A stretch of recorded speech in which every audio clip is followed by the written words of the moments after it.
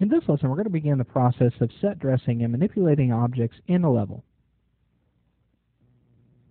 Alright, so let's go ahead and start out with just kind of a blank slate here. So let's just select that crate and delete it out. And what I want to do is I want to build kind of a cave where it looks like somebody is maybe excavating in there, or maybe living there, and there's different items and things like that. And we're going to be using all of our objects that we've brought in with our props. Now, I've brought all of these in between lessons because that would just take forever, and you don't want to sit there and watch me bring in textures and then hooking all of those up. This is a quick start after all. So to get started, let's go to our environment folder. And in the environment folder, you'll see a folder called meshes, and then you'll see rocks. Now inside of this, we have several different rocks that we can use, and we're going to go ahead and bring those in, and we're going to place them in such a way that we can build something that looks like a cave. So to get started with this, let's go ahead and start out with this, let's do this static mesh cave rock large. Go ahead and left click and drag that into the scene. You'll see that it's quite large here, and that's okay. We can grab our move tool by hitting W on the keyboard, or let me go ahead and pull that back here, or you can use the toolbox up here in your viewport. So this is the move tool, this is the rotate tool, and this is the scale tool. The keyboard shortcuts for those are W for move, E for rotate, and R for scale, or you can use the space bar and just toggle between the three. Now you'll notice that whenever you're moving your objects, you can move them in different spaces. So by default, everything is set to the world space. So that will allow you to move up in the Z direction according to the world. Okay, notice the axis here. Or you could even move an object, or even rotate and scale an object based on its local space. So notice the icon here, it looks like an object or a cube. So you'll notice it doesn't really look any different with our move tool. But if I were to come in and let's say I rotated this rock on the side, and then I came in and I switched this over to local, you'll notice that the rotation gizmo has changed. Especially if we take a look at our move tool. Notice the Z direction is now pointing off in this diagonal direction here. So we can now move objects in their own local space, which makes things look a little bit easier whenever we're working in set dressing. So let's hit Control Z a couple of times. This is the keyboard shortcut for undo, and let's make sure that we have our snap settings turned on. By default, you'll see that all of these are orange, letting us know that the snapping is on for our position, the snapping is on for our rotation, and the snapping is on for our scaling.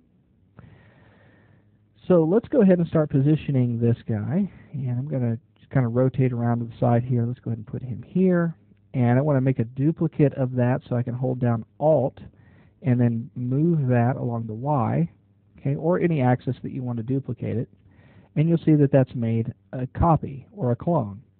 Let's go ahead and switch to our rotation tool, hitting E on the keyboard, and let's rotate it along that Z axis, and let's just rotate it around to something like this. Now, it might be kind of hard to see what's happening here because we're in the shadow. There's a couple of things that you could do. You could change the direction of the directional light, or you could just turn on unlit. And that will show you what the world looks like without any lit information. This is okay for right now. We'll go ahead and we'll just position this a little bit more. Let's try using a different rock here instead while we're at it. So let me grab this one, and let's go ahead and rotate it, let's say 180 degrees. So that way the flat bottom is down. Okay, so just like that. And let's go ahead and grab our move tool. Let's pull that down a little bit.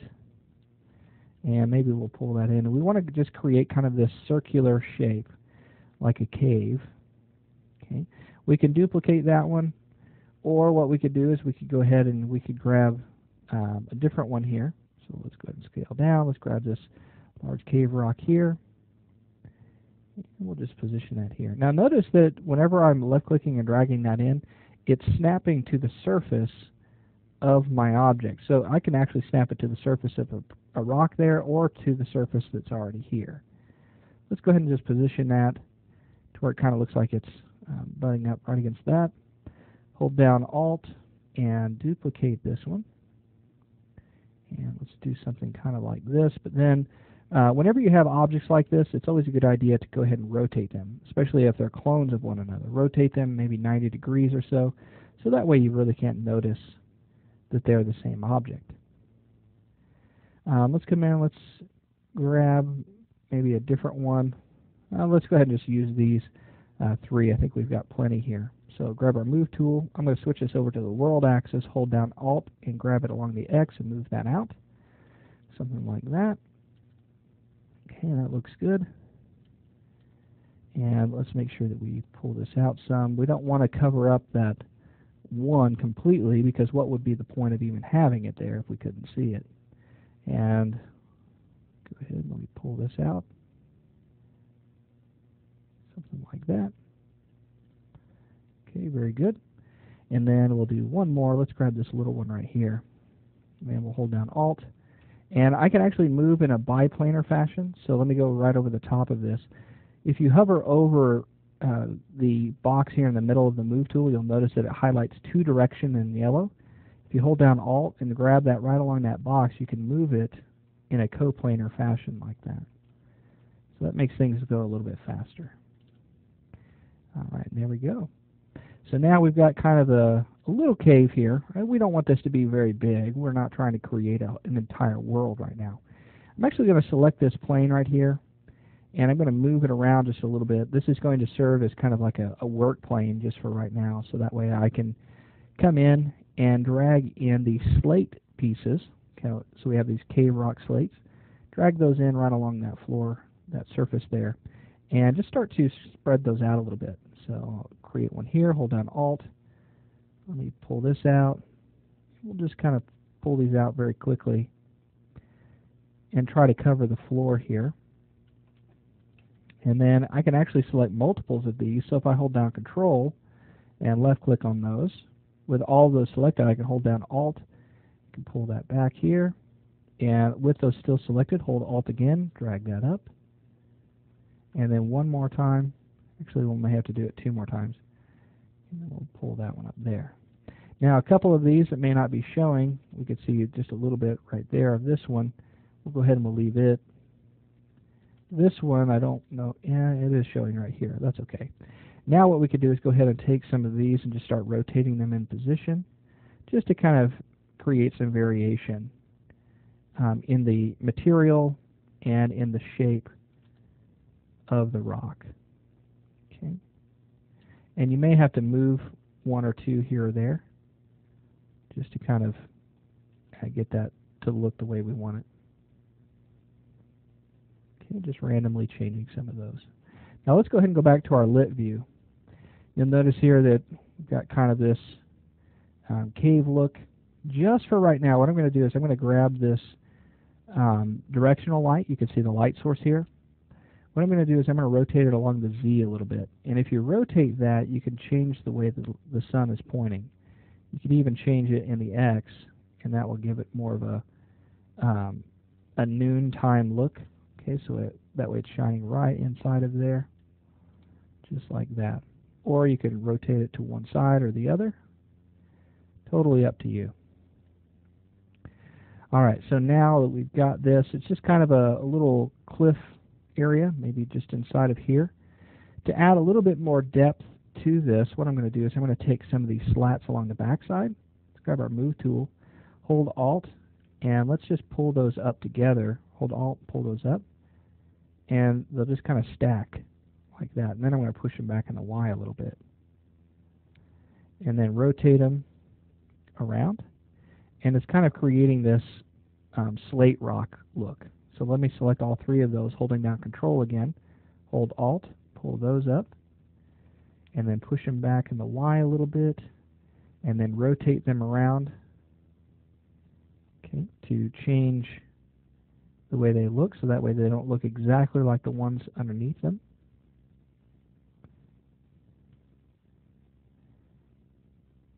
Okay, just like that.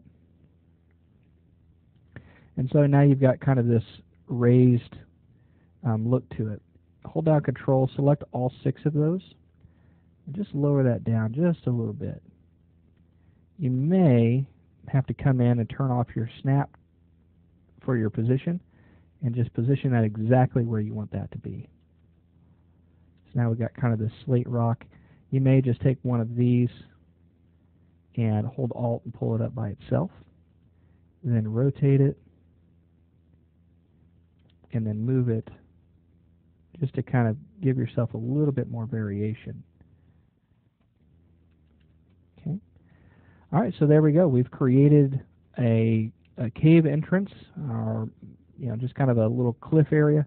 You could add rocks going across the top, but I'm not going to do that right now because if I did that, the sun wouldn't be able to get into this area yet. And we're not going to be talking about lights until the next volume, where we create an atmosphere and we start talking about effects as well.